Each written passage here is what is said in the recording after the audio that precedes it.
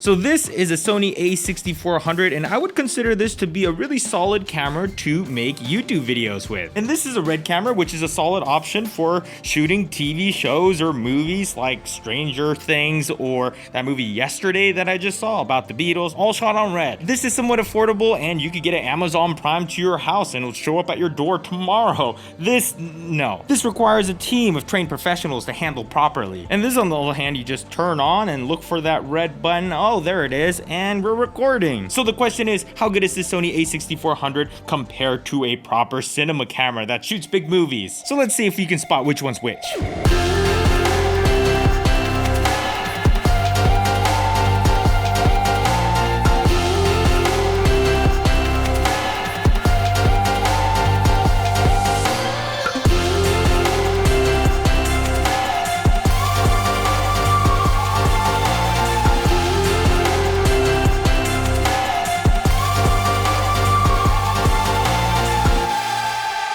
So what'd you guys think? Do you guys know? Hit that poll right there. Just do it right now and tell me which one you think was the red camera. Was it the one on the left, the one on the right? And no changing answers after I tell you the answer, okay? That's cheating, and there's no prize for getting it right or anything. I mean, I'll think you're an idiot forever, but who cares? Did you take it? All right, so the answer is the red camera was the camera on the right, and the a6400 was the camera on the left. I'm so curious to see how many of you guys got it right. Looking back at the footage, I think the most obvious thing is in the colors. I mean, the Sony looks kind of like a camcorder-ish, and the red camera looks filmic and very organic. And one of the things I really like about red cameras is that no matter if you're in the sun or you're in the shade, it all generally looks good. I really like how the Sony looks under the sun, but in unideal lighting conditions, it just looks ugh. I think the sharpness looks really great out of the Sony, but sometimes you can see that it does tend to over sharpen a little bit and it looks a little less natural. But another big factor that separates these two is the dynamic range. The red keeps everything in nice perfect detail, where the a6400 might have some harsher highlight roll-offs and might blow out on the whites. And that becomes more and more obvious when you look at skin tones that are lit or in the sky where the blue fades gradually on the red, opposed to a harsher transition to the white on the Sony. And when you compare low light capabilities, I mean, Sony's always been really good at pushing their limits to get exposure in really dark places. But the downside is that I do notice that the image starts to get a little mushy, is how I would describe it. And I think that's one of the side effects of noise reduction, is that everything looks a little bit blurry, nothing looks as sharp or well lit. This red, on the other hand, still looks fairly sharp, but it does introduce a lot of grain as you go up. Now, there is the red Gemini, which is designed to get really good low light, so let me know in the comments if you want to see a test with that. But that's kind of the trade-off. With the red, you still maintain that sharpness, but you get a lot of grain. On the a6400, you don't get as much grain, but everything comes a little bit blurry. But that was both of these cameras out of their default settings. But what are some things we can do to customize this camera and make it look as close as we can to this? Well, step one, we got to look at different color profiles, because with the standard picture profile, it is just so limiting of what this camera is actually capable of. But the question is, which picture profile should we shoot on? Because there's so many options on here. So let's go test out some other color profiles.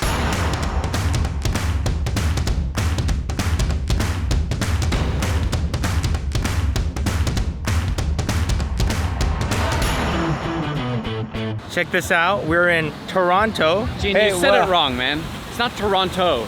It's Toronto. Toronto. Come but there, on. Look, there's a T right there. No. That's it. So what color profile do you shoot on when you're shooting on the a6400? If I shoot Sony, I go S-Log2. S-Log2. What do you shoot? I've been shooting in HLG for the most part, but Really? I'm gonna do a little bit more S-Log2. The downsides of S-Log2 is that you have the minimum ISO 500, at least on this camera. So you have to have an ND filter. And also the autofocus. You told me about the S-Log2 autofocus a while ago. I didn't believe you, but now I do. So do you think it's worse in S-Log2? Yeah. Okay, You noticed that too, right? That's what I've always thought, or that was my theory, because a lot of people are always like, I don't have any issues with my Sony.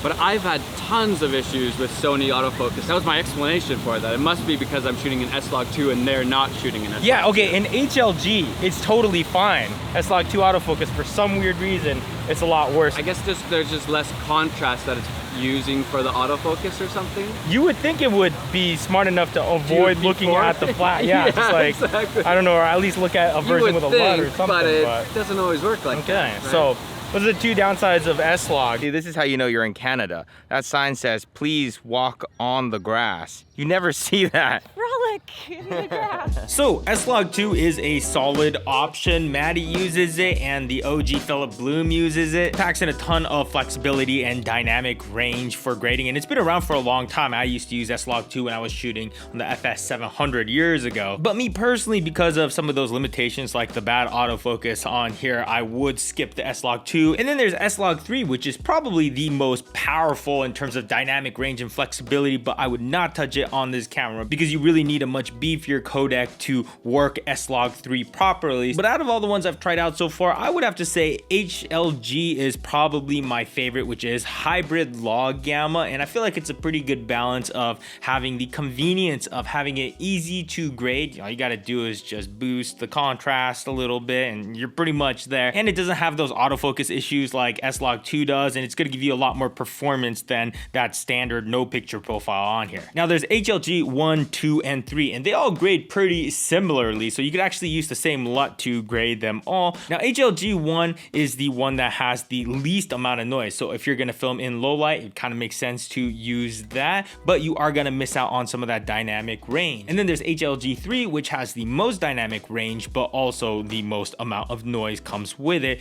So then there's HLG 2, which is right there in the middle. That's where I would be a majority of the time on HLG 2, and I would occasionally switch to 1 or 3 in certain circumstances. Once you pick out your HLG, you get to select your color mode from 709 or BT 2020. When you put it on 709 and you do a very simple grade to it, I found that that is the profile closest to the red camera just out of the camera. And I finally finished my LUT pack for this camera. So there's a set of LUTs in there for no picture profile, as well as HLG in 709 and BT 2020. And also there's a LUT in there for S-Log 2. And just like the LUT pack that I made for the Canon EOS R, it's not like super creative LUTs. It's not like you apply the LUT and you go, whoa, it looks so different. The goal was really to take some of the pockets of colors that I don't really like and trying to funnel it towards what a cinema camera looks like. So let me just try to upgrade this a little bit more. I'm gonna throw on a bigger lens and throw on my LUT, and let's see how close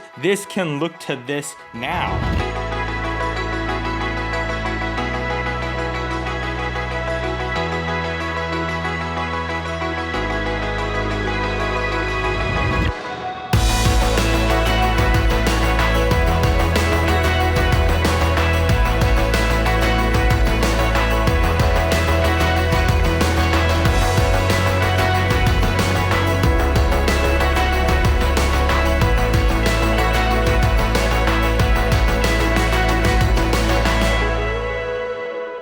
So what'd you guys think? Not bad for a camera that costs less than this monitor alone, right? I think the moral of today's video is that you should totally go and buy my LUTs.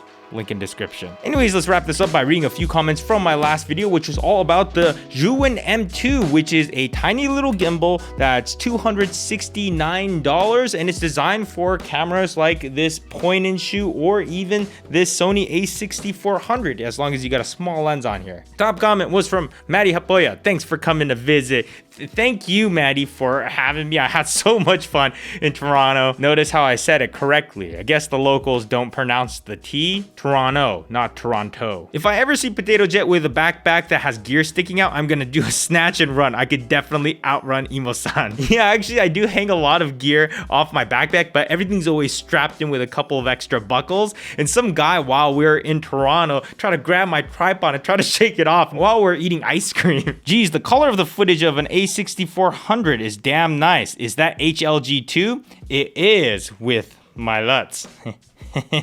Link in description. I already said that. I'm repeating myself. I think that's a thing, right? You're supposed to tell people to do it like 3 times before they actually go do it. Can't wait for your review on the Canon G7X Mark III and the G5X Mark II. No 24 frames per second. Ooh, yeah, that is coming. I do have the camera right here. So here's how the footage looks like from the G7X Mark III. And I still have a lot more testing to do with this camera before the video, but I'm also noticing the autofocus seems to be kind of slow. How long will you take to focus on me? Get in there. Come on. Let's get that. There we go. Yeah, I feel like the autofocus has gotten slower, but the picture quality looks nice. But review coming for sure soon. I was watching a porn and then I paused because of this notification video. It better be good. Your videos are dangerous for me financially. That's my goal, is to take all of your money. Don't forget to buy my LUTs.